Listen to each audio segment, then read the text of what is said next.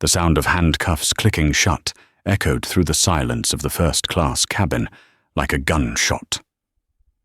Maya, a 17-year-old girl with tears streaming down her face, was shoved down the aisle by 2 Port Authority officers, her wrists bruised and her spirit crushed.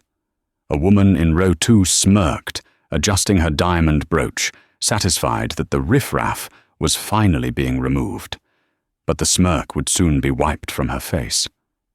As the pilot reached for the intercom to apologize for the delay, a man in seat 1A, who had remained quiet under a blanket until now, stood up. He didn't just look angry, he looked like he owned the sky. And when he pulled out his badge, the color drained from the flight attendant's face. The man wasn't just a passenger, he was the CEO of the airline, and he had a question for the crew that would end their careers in seconds. "Why are you arresting my daughter?" JFK International Airport hummed with the chaotic energy of a humid July afternoon. Terminal 4 was a sprawling labyrinth of glass and steel, filled with travelers rushing toward summer vacations and business meetings. Outside the panoramic windows, a massive Boeing 777-300ER, painted in the obsidian and gold livery of Sovereign Airways, idled at the gate.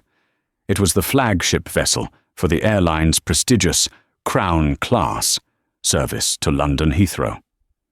Maya Sterling adjusted the strap of her worn canvas backpack and looked down at her boarding pass.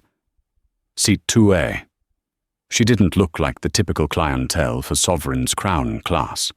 Dressed in oversized grey sweatpants, a vintage graphic tee, and scuffed high-top sneakers, Maya looked like any other 17-year-old heading to art camp, which she was. Her hair was pulled back in chaotic braids, and she wore large, noise-cancelling headphones around her neck. She stood in the priority boarding lane, nervously tapping her foot.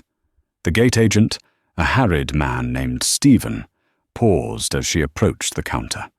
He glanced at her attire, then at the Group 1, bolded on her digital ticket. He hesitated for a fraction of a second, a microaggression Maya was used to, before the scanner beeped a green acceptance. "Enjoy your flight, Miss Sterling," he mumbled, already looking past her, to the suit-clad man behind her. Maya walked down the jet bridge, the air transitioning from the muggy terminal heat to the crisp, conditioned chill of the aircraft. Stepping onto the plane, she turned left, guided by the soft lighting and the scent of expensive white tea that Sovereign Airways pumped into its premium cabins. The first-class cabin was a sanctuary. There were only 8 suites, each featuring floor-to-ceiling privacy doors, lie-flat beds, and massive 42-inch 4K screens. It was a world of quiet wealth. Maya found 2A. She tossed her backpack into the overhead bin, sliding it next to a sleek Tumi carry-on that belonged to someone in row 1. She settled into the plush leather seat, pulling her legs up to her chest. She grabbed her phone to text her dad. "On board." "Seat is crazy comfortable." "You didn't have to do this, Dad." The reply came instantly. "You worked hard this semester. Enjoy the trip. I'll see you in London." "Love you." She smiled, locking her phone and shoving it into her pocket. She just wanted to sleep. It had been a long week of finals, and the anxiety of traveling alone was starting to creep in. The cabin began to fill. A tech mogul took seat 3A. A famous fashion editor was in 4B. Then, a whirlwind of perfume and entitlement breezed through the cabin door. Mrs. Abigail van der Hoven arrived. She was a woman who wore her wealth like armor.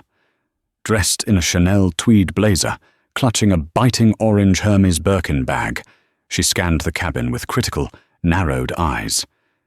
She was in seat 2B, directly across the aisle from Maya. Abigail stopped dead in her tracks. She looked at seat 2A. She looked at Maya. She looked at Maya's scuffed sneakers, resting near the edge of the Italian leather ottoman. "Excuse me," Abigail said, her voice sharp and loud enough to cut through the ambient boarding music. Maya didn't hear her at first. Her headphones were on. though no music was playing. She was staring out the window at the tarmac. "Excuse me," Abigail barked, louder this time. Maya jumped, pulling her headphones down. "Oh, sorry. Were you talking to me?" Abigail let out a short, incredulous huff. She gestured vaguely at Maya's entire existence. "I think you're in the wrong seat, dear. Economy is back that way.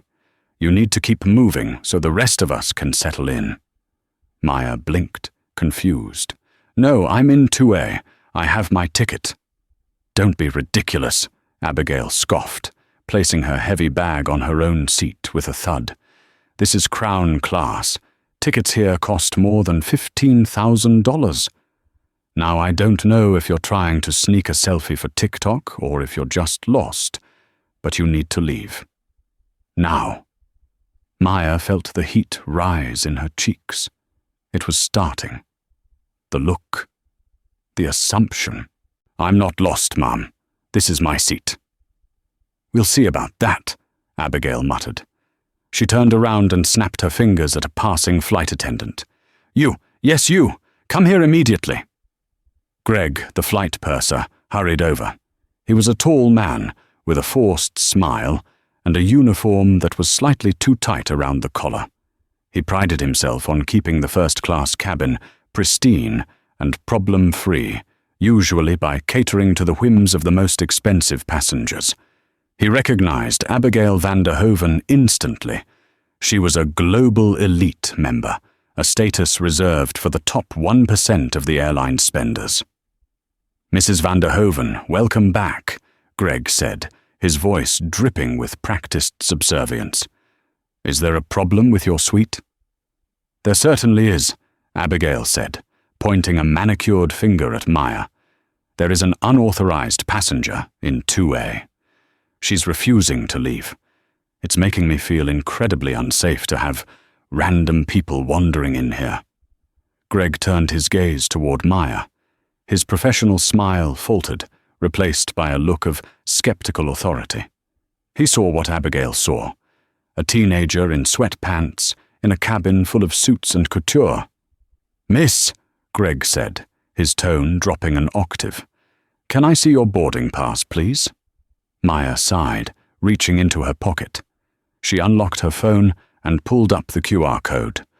"I already scanned in at the gate. It's right here." Greg took the phone, squinting at the screen. It clearly said, "Maya Sterling, Seat 2A, Sovereign Crown Class." He frowned. Technology could be faked. Screenshots could be edited.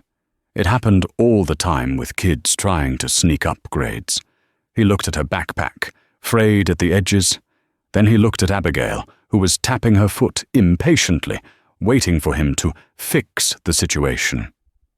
"This is a digital pass," Greg said, handing the phone back as if it were contaminated. "Do you have the paper receipt the gate agent gave you?" "No," Maya said, her voice trembling slightly. "I threw it in the bin on the jet bridge. I didn't think I'd need it." "A likely story," Abigail interjected, rolling her eyes.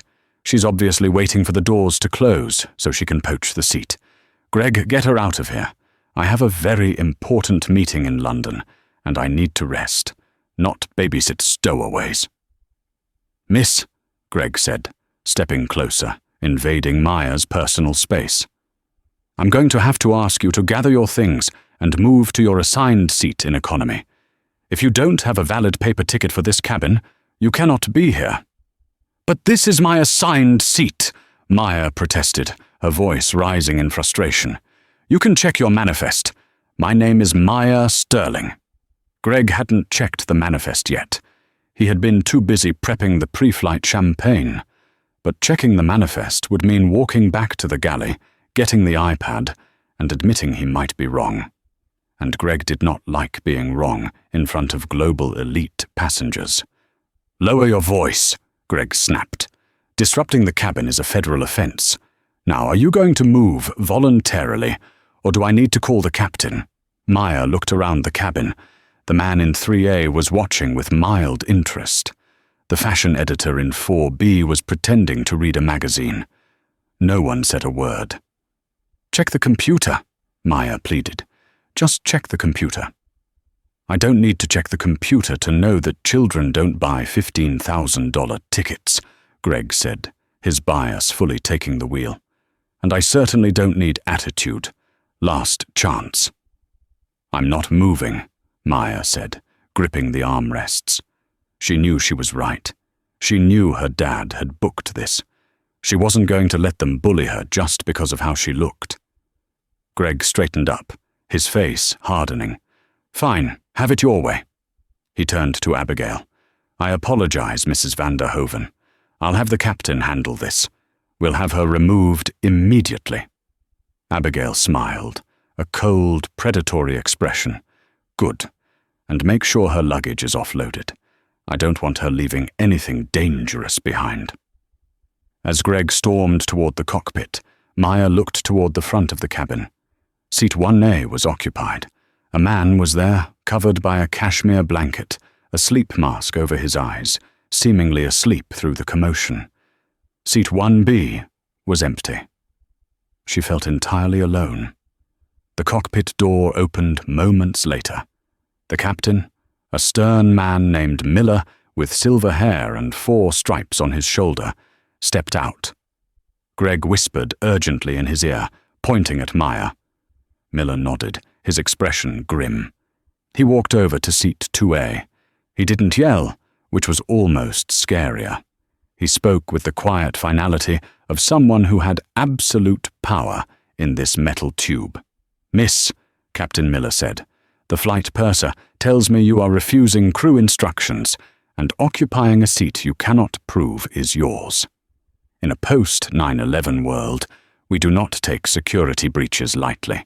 You have 2 minutes to vacate this aircraft, or I will call the Port Authority police and have you arrested for trespassing and interfering with a flight crew." "But I have a ticket," Maya cried, tears welling up in her eyes. "Why won't anyone listen to me? My name is Maya Sterling." "We don't have a Sterling on the VIP transfer list," Miller said dismissively. He didn't mention that he hadn't actually refreshed the passenger list since the ground crew updated it 10 minutes ago. "Time is ticking." "She's crying now," Abigail commented, loudly to the cabin. "Crocodile tears. Classic manipulation. Just get her off so we can take off, Captain." "I'm calling the police," Captain Miller said, turning to Greg. "Call the gate. Tell them to bring the officers on board. We have a non-compliant passenger." Maya sank back into her seat, pulling her knees up, burying her face in her hands. She wanted to call her dad, but her hands were shaking so badly she dropped her phone between the seat cushions. She couldn't reach it. She was trapped. Outside, the jet bridge alarm buzzed as the door was reopened. Heavy boots thudded against the floor. The police were coming. 2 officers from the Port Authority Police Department squeezed through the narrow aircraft door, filling the entryway with the imposing bulk of tactical vests and utility belts. Officer Burke, older with a buzz cut and a weary expression, took the lead. Behind him was Officer Reynolds, younger, eager, and hand resting on his taser. Greg, the flight purser, pointed a trembling finger at seat 2A. "That's her. She's refusing to deplane. We've given her multiple warnings." Burke nodded, his face impassive. He had done this 100 times. Drunks, belligerent businessmen, people who took too many sleeping pills before takeoff. He marched down the short aisle to row 2. "Miss," Burke said, his voice booming in the quiet cabin. "You need to come with us. Now." Maya looked up, her eyes wide with terror. The sight of the uniforms, the guns on their hips, the sheer reality of the situation crashed down on her. "I didn't do anything," she stammered, her voice cracking. "I have a ticket. Please just look at my phone. It fell in the seat." "We can sort that out on the jet bridge," Burke said, reaching for her arm. "Right now, the captain wants you off this plane, which means you are trespassing on federal property." "Don't touch me!" Maya flinched away, shrinking back into the leather corner of the suite. Resisting, Reynolds barked, stepping forward. She's resisting, Burke. I'm not resisting, Maya screamed, panic taking over. I'm just trying to tell you. Burke didn't wait. He grabbed her wrist with a grip like a vice. He yanked her upward. Maya stumbled, her sneakers catching on the carpet. She wasn't a large girl. She barely weighed 110 pounds. Burke hauled her out of the seat as if she were a rag doll. You are hurting me, Maya cried out, tears streaming freely now. Stop struggling and it won't hurt, Burke said coldly. He twisted her arm behind her back. The sound of metal ratcheting shut silenced the cabin. Click, click. Handcuffs. They had handcuffed a 17-year-old girl in the middle of first class. Abigail van der Hoven watched the spectacle with a satisfied smirk, taking a sip of the pre-flight champagne Greg had slipped her to calm her nerves. Finally, she whispered loud enough for the cabin to hear. Disgusting behavior. Probably stole that backpack too. Captain Miller stood by the cockpit door, arms crossed, watching the removal with a nod of approval. He was running a tight ship. Delays were unacceptable. Get her off, he ordered. We've lost 10 minutes already. Burke and Reynolds shoved Maya forward. She was sobbing openly now, her head hanging low in absolute humiliation. Every eye in the cabin was on her. The tech mogul in 3A looked away, uncomfortable. The fashion editor in 4B watched with morbid curiosity over her sunglasses. They pushed her down the aisle, past the galley, moving toward the exit door. As they passed row 1, the cabin was silent except for Maya's jagged breathing. Then, movement. The cashmere blanket in seat 1A was thrown aside. It wasn't a slow, groggy waking up. It was sudden, sharp, and violent. The man in seat 1A stood up to his full height, 6'3", broad-shouldered, wearing a bespoke navy suit that cost more than Abigail's car. He had salt and pepper hair and eyes that were currently burning with a cold, terrifying fury. He stepped directly into the aisle, blocking the police officer's path. Officer Reynolds, caught off guard, nearly bumped into him. Sir, sit down. We have a situation here. You are interfering with... Take your hands off her, the man said. His voice wasn't loud. It was a low rumble that vibrated through the floorboards. It was the voice of a man who was used to people jumping when he whispered. Officer Burke blinked, looking up at the man. Sir, I said sit down. This passenger is under arrest for... I said, the man repeated, enunciating every syllable with lethal precision. Take your hands off my daughter. The silence that followed was heavier than anything that had come before. Maya looked up, her tear-stained face breaking into relief and fresh horror. Dad? Alexander Sterling looked down at his daughter. He saw the bruises forming on her wrists, where the metal cuffs dug in. He saw the terror in her eyes. He saw the way the officer was twisting her shoulder. His gaze snapped back to Officer Burke. Unlock them, now. Burke hesitated. He looked at the man's face. He recognized the authority there, but he was a cop, and he had orders. Sir, I don't know who you are, but the pilot ordered this removal. If you are related to this passenger, you can deplane with her and sort it out at the precinct. We aren't going to the precinct, Alexander said. He reached into his suit jacket. Reynolds's hand twitched toward his holster, but Alexander didn't pull a weapon. He pulled out a black leather wallet and flipped it open. It wasn't a badge. It was a credentials ID. My name is Alexander Sterling, he said. I am the CEO and majority shareholder of Sovereign Airways. You are currently standing on my plane, harassing my family, and creating the biggest liability lawsuit your department has ever seen. He turned his gaze past the officers, locking eyes with Captain Miller, who was still standing by the cockpit door. Miller's face went from stern authority to a sheet of pale ash in a heartbeat. He dropped his arms. His mouth opened, but no sound came out. He knew the face. Every employee knew the face. It was on the orientation videos. It was in the company magazine. It was the boss. The big boss. Captain! Greg squeaked, his tray of champagne glasses rattling in his hand. Alexander ignored the crew for a moment and focused on the cop. Officer, unless you want to explain to the commissioner why you arrested the daughter of the man who funds the Police Benevolent Association's annual gala, you will take those cuffs off. Immediately. Burke looked at the ID. He looked at the captain, desperate for backup. Captain Miller found his voice. It was a strangled, weak thing. Officer, release her. Release her, right now. The handcuffs were removed with fumbling haste. Officer Burke muttered an apology that sounded more like a cough, stepping back to give them space.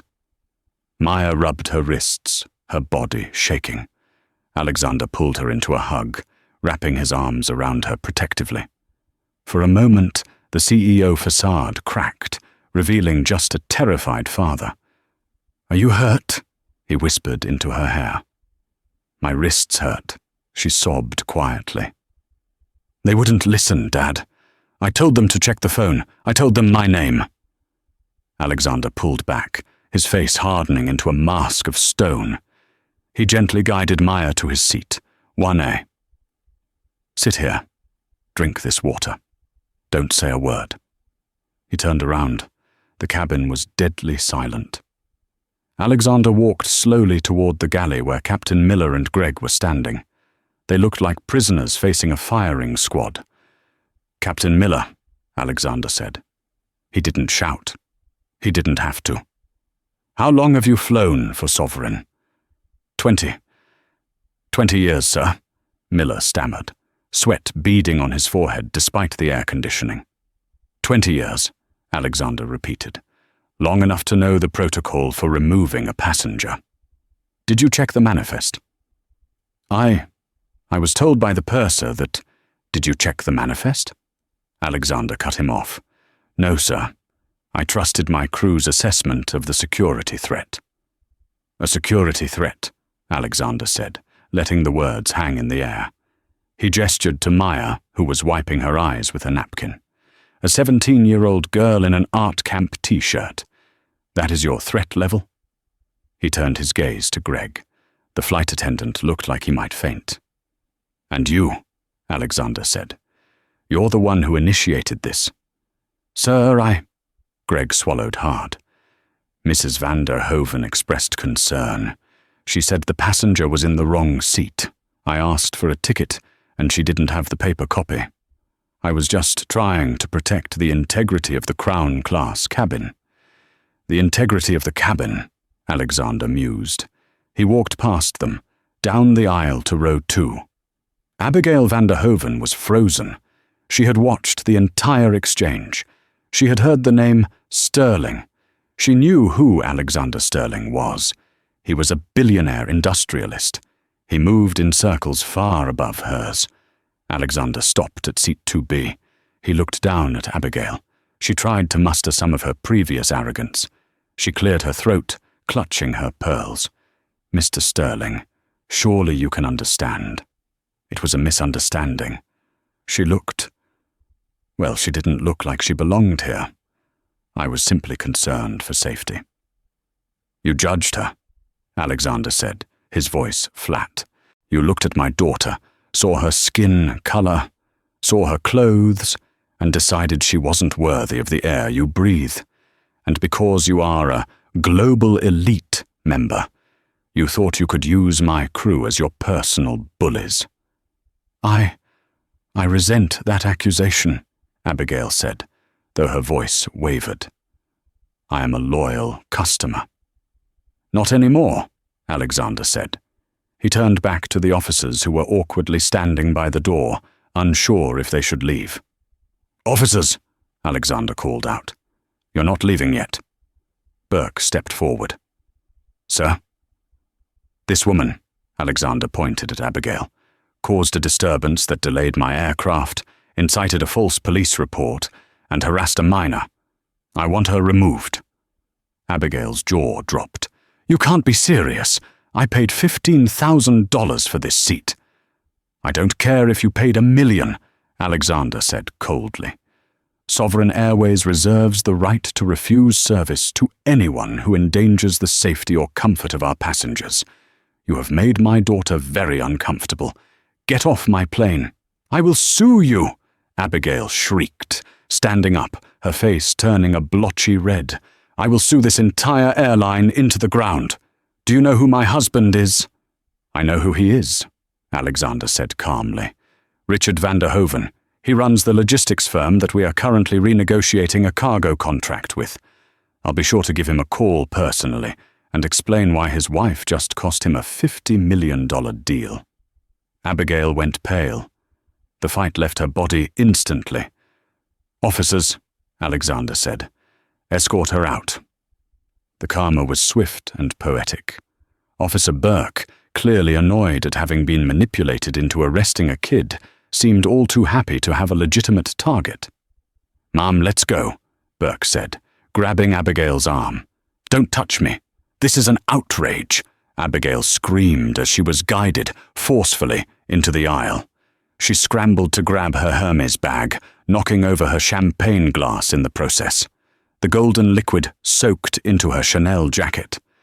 As she was marched past Maya, she didn't look at the girl. She stared straight ahead, her face a mask of utter humiliation. Once she was gone, the cabin was quiet again, but the tension hadn't dissipated. Alexander turned back to the crew. Captain Miller and Greg were still waiting for their sentence. "Captain," Alexander said, "we are going to London. You will fly this plane safely and professionally. But the moment we land, you are suspended pending a formal investigation into your conduct and your failure to follow protocol." Miller nodded, looking defeated. "Yes, sir." "And you?" Alexander looked at Greg. "Get my daughter an ice pack for her wrists, and then get out of my sight. Stay in the galley for the rest of the flight. If I see you in the cabin again, you're fired before we hit the ground." Greg scrambled to the galley, trembling.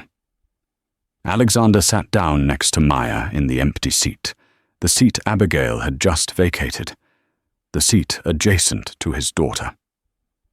"I'm sorry," he said softly, the anger draining out of him, leaving only exhaustion. "I wanted to surprise you. I booked the seat next to you, but I got on early to take a call. I fell asleep. I should have been awake." Maya leaned her head on his shoulder. "It's okay, Dad. You're awake now." Alexander kissed the top of her head. "Yeah, I'm awake now, and things are going to change." The plane pushed back from the gate 20 minutes late, but no one complained. The passengers in Crown Class had just witnessed the most intense drama of their lives, and they knew one thing for sure. You never judge a book by its cover, and you never, ever mess with a sterling. But the story wasn't over. The flight to London was long, and the fallout was just beginning. The seatbelt sign pinged off as the aircraft leveled out at 35,000 feet, cruising smoothly over the Atlantic. Usually, this was the moment the Crown Class cabin came alive with the clinking of silverware and the hum of conversation. Today, the silence was absolute, heavy, and suffocating. Alexander Sterling had not returned to his original seat. He remained in 2B, the seat previously occupied by Abigail van der Hoven. The flight attendants had hurriedly stripped the seat of any trace of the woman, replacing the linen, wiping down the surfaces, and practically sanitizing the air she had breathed. Maya had stopped crying, but she was staring out the window, her reflection ghosted against the dark blue sky. She held a cold compress to her wrists. The physical marks were fading, but Alexander knew the psychological ones would last much longer. A new flight attendant appeared. Her name tag read, Sarah. She was younger than Greg, with kind eyes that looked red-rimmed, as if she had been crying in the galley. She approached with a trepidation usually reserved for approaching a bomb. "Mr. Sterling," she whispered, her voice trembling. "Ms. Sterling. Can I get you anything? Some tea? A warm meal?" Alexander looked at her. He didn't recognize her, which meant she was likely innocent of the initial confrontation, probably working the galley while Greg played enforcer. "Where is Greg?" Alexander asked. He is sitting in the crew rest area, sir. He's not in a good state." "Good," Alexander said. "Keep him there, and tell the cockpit I don't want to hear from them either unless the engines fall off." "Yes, sir." Sarah nodded quickly. She turned to Maya. "I brought you some warm cookies and milk. I know it's not the fancy meal, but it's comfort food. I thought you might like it." Maya looked away from the window. She saw the genuine regret in Sarah's face, not just fear for her job, but actual human empathy. Maya managed a weak smile. "Thank you. That's nice of you." As Sarah retreated, the man in seat 3A, the tech mogul, cleared his throat. He had been typing furiously on his laptop since takeoff. He was a man in his 30s, wearing a hoodie that probably cost more than a suit, with the recognizable demeanor of Silicon Valley royalty. He stood up and walked tentatively toward row 2. Alexander stiffened, his protective instinct flaring up again. "Can I help you?" The man held up his hands in a gesture of peace. "I don't want to disturb you, Mr. Sterling. My name is Julian Banks. I run Streamline, the video hosting platform." Alexander recognized the name. Banks was a billionaire in his own right, a heavy hitter in the tech world. "I know who you are, Mr. Banks." "I just wanted to say," Julian said, looking at Maya, "that I am incredibly sorry I didn't step in sooner. We were all paralyzed. It happened so fast, but I want you to know I didn't just sit there." He turned his laptop screen around. On the screen was a video file. It was high-definition footage, clearly taken from Julian's seat. It captured everything: Abigail's screeching insults, Greg's sneering condescension, the captain's dismissal, and finally, the brutal way the officers had manhandled Maya. "I recorded it," Julian said quietly. "I have 4G satellite uplink.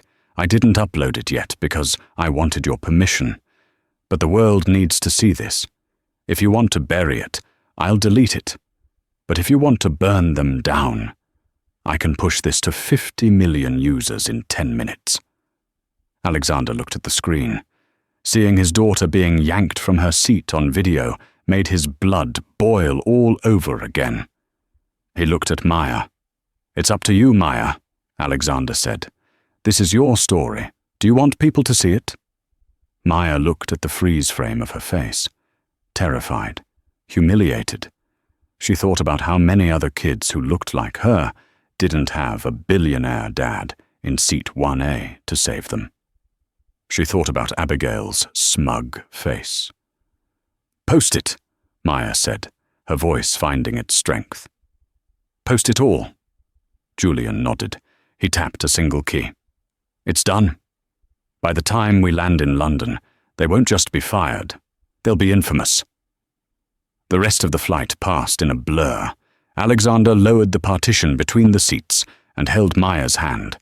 They talked for hours, not about the airline or business, but about her art, her sketches, her anxiety about the upcoming camp.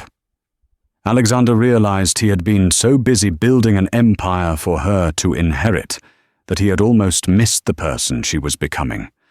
"I'm going to fix this, Maya," he promised, as the cabin lights dimmed for the night.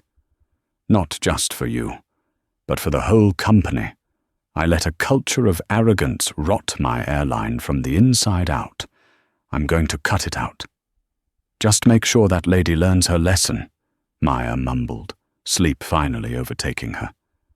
"Oh," Alexander's eyes glinted in the dark. "She will." London Heathrow was grey and rainy, a stark contrast to the humidity of New York.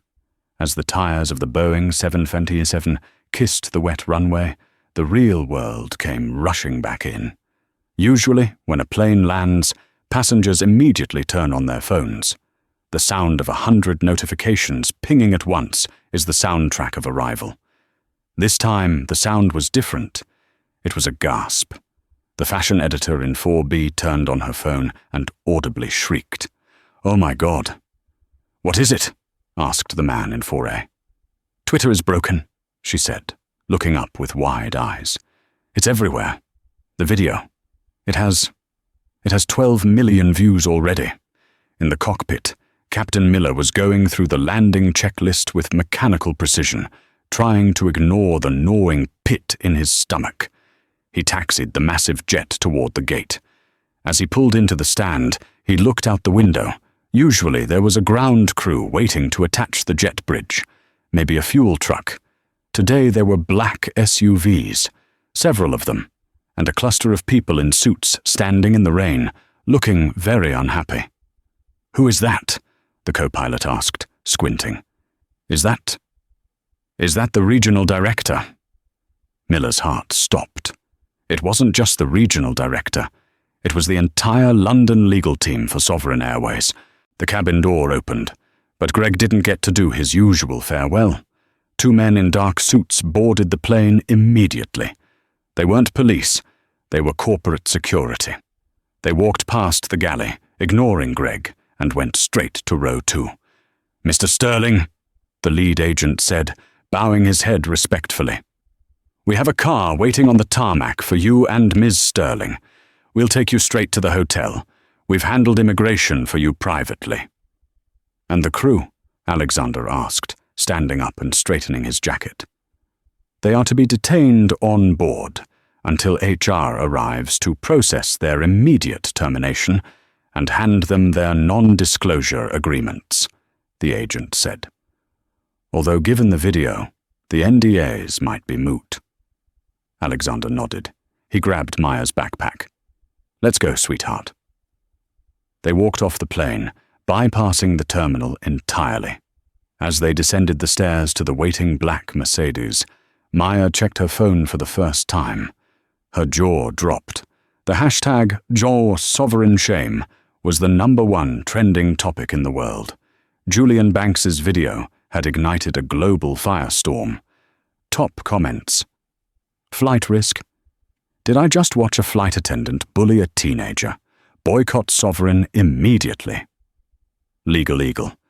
That is assault, false imprisonment. That CEO dad needs to buy the whole airport just to house the lawsuit he's about to file."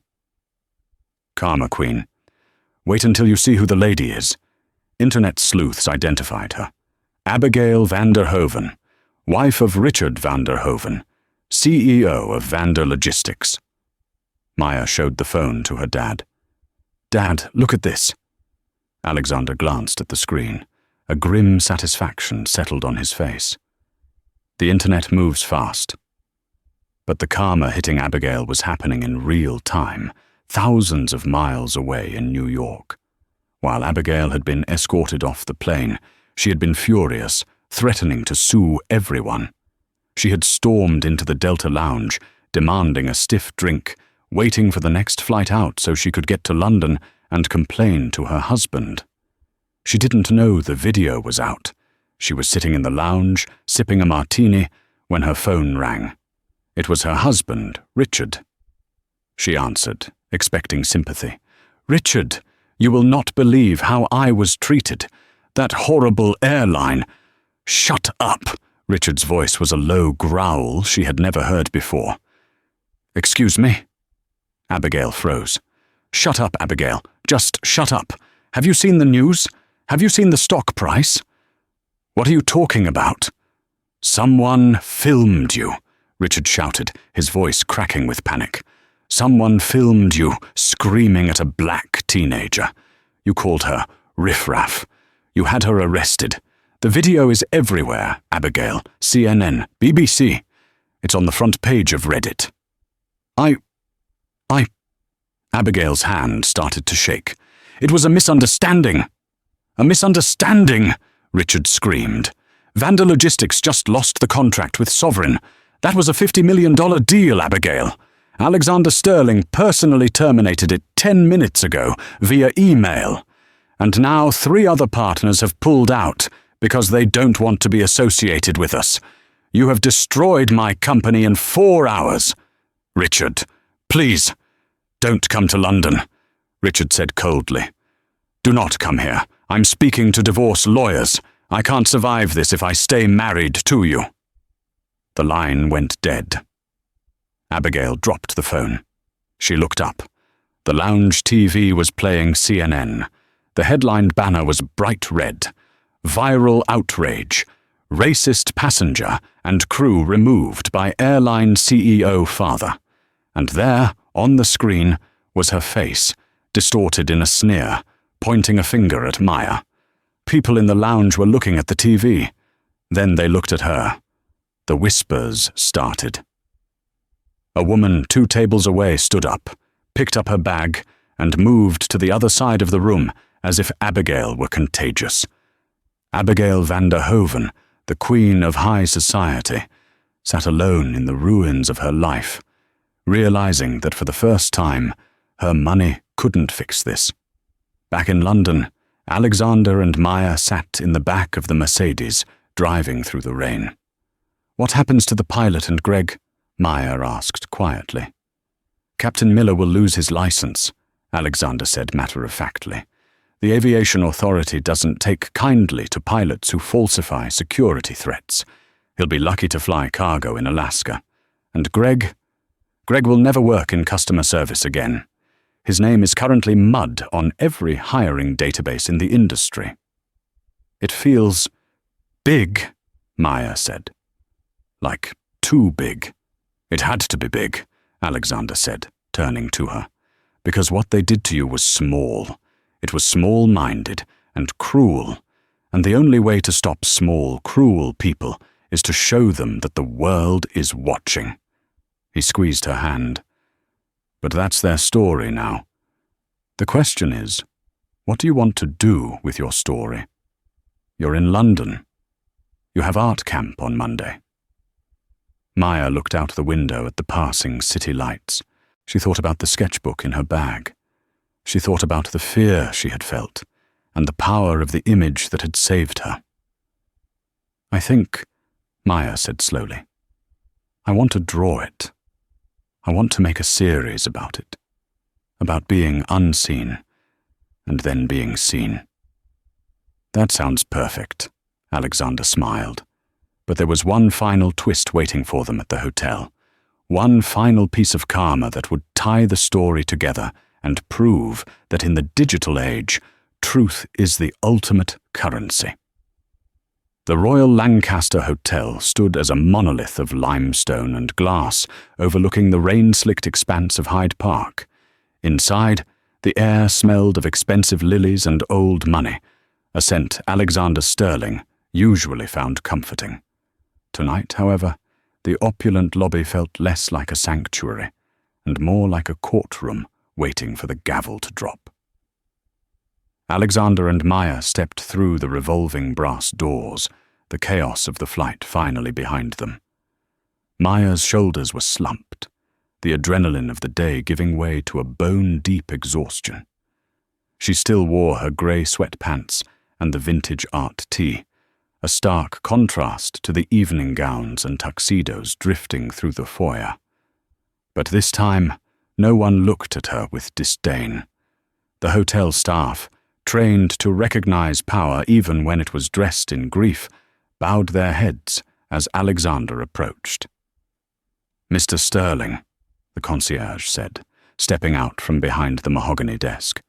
"We have prepared the royal suite for you and your daughter.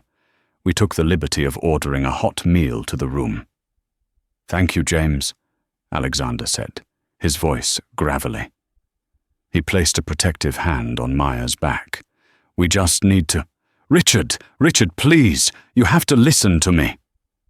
The voice cut through the hushed atmosphere of the lobby like a serrated knife. It was shrill, desperate, and unmistakably familiar.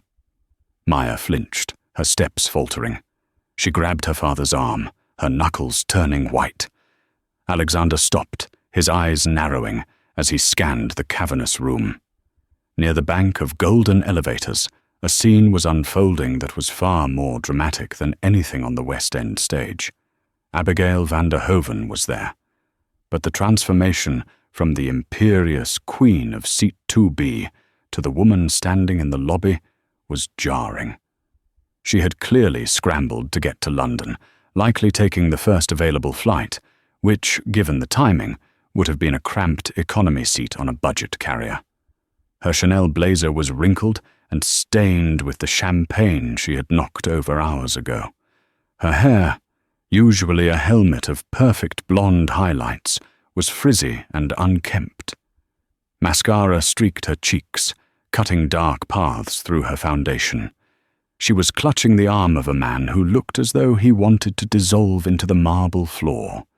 Richard van der Hoven was a man who prided himself on control. He was the CEO of a major logistics firm, a man who moved cargo across oceans with a signature. But right now, he looked shipwrecked. He held a tablet in one hand, his grip so tight the screen seemed in danger of cracking. "It's a lie!" Abigail shrieked, oblivious to the stares of the other guests. "The video is edited, Richard. That girl, she provoked me. She was rude. You know how these people twist things online. Twist things." Richard's voice wasn't loud. It was a low, trembling vibration of pure fury. He held up the tablet, shoving the screen toward her face. "Abigail, there are 12 million views. 12 million! Bots!" she cried, her eyes darting around wildly. "It's a smear campaign. You have to fix this. Call your PR team. Tell them to issue a statement that I was suffering from hypoxia or exhaustion. Threaten to pull the sovereign contracts if they don't take it down." Richard let out a laugh that sounded more like a choke. "Pull the contracts? Abigail, do you really not understand what you've done? I am your wife. You protect me." "I can't protect you from this," Richard shouted, his composure finally snapping. The echo rang off the high ceilings. "I don't have the contracts anymore. Alexander Sterling terminated them personally. The email arrived while I was in a board meeting. Do you know what it's like to have your CFO tell you that $50 million in projected revenue just vanished because your wife couldn't keep her mouth shut on a plane?" Abigail went pale. He can't do that. That's illegal. Breach of contract." "It's a morality clause, Abigail. Standard boilerplate. Conduct detrimental to the brand. You are the definition of detrimental." "Where is he?" Abigail hissed, her desperation turning into venom. "I'll speak to him. I'll make him see reason. He's a businessman. He'll understand stress." "He understands perfectly," a deep voice rumbled from across the lobby. Abigail spun around so fast she nearly lost her balance. Alexander Sterling stood 10 feet away. He hadn't moved to intervene until now. He stood like a statue carved from judgment, still holding Maya's battered canvas backpack in one hand. The juxtaposition of the billionaire CEO holding a teenager's school bag would have been touching if his expression wasn't so terrifying. Maya stepped out from behind him. She didn't shrink away this time. She didn't hide. She looked at Abigail, really looked at her, and saw not a monster, but a small, terrified bully whose walls were crumbling. Mr. Sterling," Abigail stammered, smoothing her ruined jacket, trying to summon a ghost of her former arrogance. I didn't see you there." "Clearly," Alexander said, his voice ice-cold. He nodded to the man beside her. "Richard." "Alexander," Richard replied, his voice heavy with shame. He couldn't even meet the other man's eyes. I have no words. I am mortified. Truly." "You have a significant mess to clean up, Richard," Alexander said, walking closer. The sound of his dress shoes clicking on the marble was the only sound in the vast room. "But that is between you, your board, and your shareholders. I am here for one reason only." He stopped directly in front of Abigail. She backed up until her heels hit the brass doors of the elevator. She was trapped. "You asked a question on the plane," Alexander said softly. "You asked why my daughter was in first class. You couldn't conceive of a reality where she belonged there. You assumed she was a charity case, or a thief." Abigail opened her mouth to speak, but Alexander held up a hand. "Maya," he said. "The box." Maya reached into the pocket of her hoodie and pulled out a small, navy blue velvet box. She handed it to her father. Alexander flipped it open. Inside sat a lapel pin, a stylized pair of golden wings with a small, flawless diamond set in the center. "Maya isn't just my daughter," Alexander announced, his voice projecting so that every eavesdropping guest and staff member could hear. "She is the newly appointed youth ambassador for Sovereign Airways' Open Skies initiative. She was flying to London today to announce the launch of a $10 million scholarship fund for underprivileged artists." He paused, letting the words sink in. "A fund," Alexander continued, his eyes locking onto Richard, "that was scheduled to be co-sponsored by Vanda Logistics." Abigail let out a strangled gasp. She looked at Richard. Is that true?" Richard closed his eyes, looking pained. "The paperwork was on my desk, Abigail. We were signing it tomorrow. It was going to be the centerpiece of our corporate responsibility strategy. It was going to save us from the tax hike." "You didn't just insult a passenger," Alexander said, turning back to Abigail. "You insulted the face of the very charity your husband needed to save his company's reputation. You attacked the hand that was about to feed you." I didn't know," Abigail cried, tears spilling over. "How was I supposed to know? She looked like a child," Alexander cut her off. "A child you decided to crush because you were bored and entitled." "Richard," Abigail whimpered, turning to her husband. "We can fix this. We can donate more. We can—" "I'm done, Abigail," Richard said. The fight left his body, replaced by a cold resolve. He turned toward the seating area where a man in a sharp grey suit had been waiting patiently. "Mr. Thorne." The man stood up. Marcus Thorne, a divorce attorney known in London, circles as the Reaper, walked over with a thick manila envelope. "Mrs. van der Hoven," Thorne said, his tone purely professional. "These are papers filing for immediate dissolution of marriage. Given the public disgrace clause in your prenuptial agreement, Mr. van der Hoven is invoking his right to freeze all joint assets pending litigation." Thorne handed her the envelope. She took it with trembling hands, as if it were a bomb. "You are also being served with a cease and desist from Vanda Logistics," Thorne added. "You are barred from entering company property, contacting clients, or speaking to the press on behalf of the family." "Divorce?" Abigail whispered. "But where will I go? I don't have my cards. I don't have cash." "The concierge can call you a taxi," Richard said, turning his back on her. "I believe there is a hostel near Paddington Station. Alexander." "Maya." "I am so sorry." Richard walked away toward the bar, looking like a man who needed a very strong drink. Abigail stood alone in the center of the lobby. The hotel manager, a discreet man named Pierre, approached her with 2 security guards. "Madam," Pierre said gently but firmly, "I must ask you to leave. You are disturbing our guests." "But I'm a global elite member," Abigail cried weakly, a final pathetic attempt to wield power she no longer had. "Not at this hotel," Pierre said. "Please, don't make us carry you out." As Abigail was escorted toward the revolving doors, clutching her divorce papers, weeping into her stained Chanel jacket, Maya felt a strange sensation. It wasn't joy. It wasn't triumph. It was just Release. The heavy weight in her chest that had been there since she was handcuffed finally dissipated. Alexander put his arm around her. "You okay?" "Did you really plan the scholarship thing?" Maya asked, looking up at him. "Or was that just a flex?" Alexander chuckled, the first genuine sound of happiness he'd made in hours. "I was going to announce it next month, but today seemed like the right time to accelerate the timeline. And we don't need Vanda Logistics. I'm fully funding it myself." "What are we calling it?" "The Maya Sterling Arts Grant," he said, kissing the top of her head. "And the first recipient is going to be the artist who draws the best caricature of Abigail Vander Hoven being escorted out of a hotel." Maya laughed. "That's mean, Dad."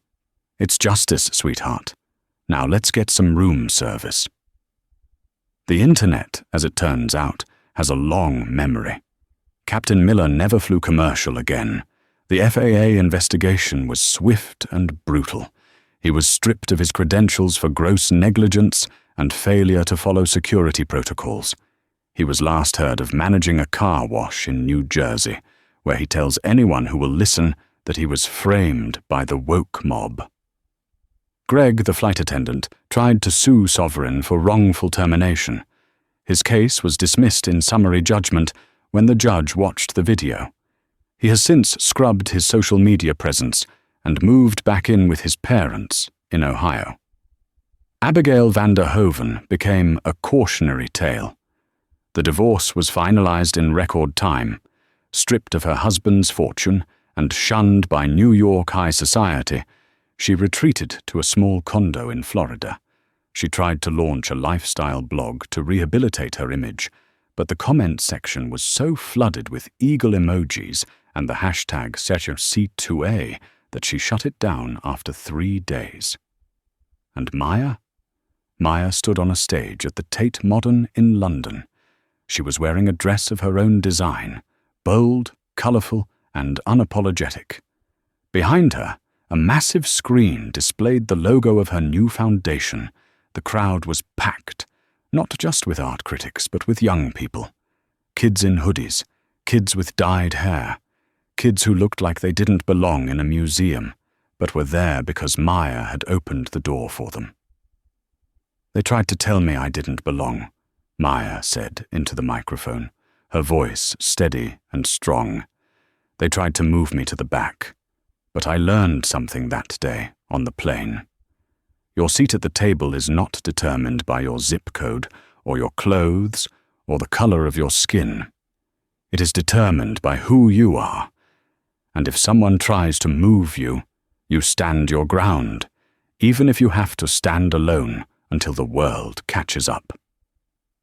In the front row, Alexander Sterling sat next to Julian Banks. The billionaire CEO wiped a tear from his eye, clapping until his hands hurt. The flight had been a nightmare. But the destination? The destination was a brand new world. And that is the story of how one woman's arrogance took down an entire company and ruined her own life in less than 24 hours. It's a brutal reminder that in the age of smartphones, character is everything. Abigail thought her money gave her the right to judge Maya, but she forgot the golden rule. Be kind, because you never know who you're talking to. The riffraff in seat 2A might just be the owner of the plane. What would you have done if you were in Maya's shoes? Would you have accepted the apology, or did Alexander go too far by destroying Abigail's marriage? Let me know in the comments below. If you enjoyed this story of instant karma and justice, please blast that like button. It really helps the channel grow. And don't forget to subscribe and hit the bell icon so you never miss a new drama. Thanks for watching, and I'll see you in the next story.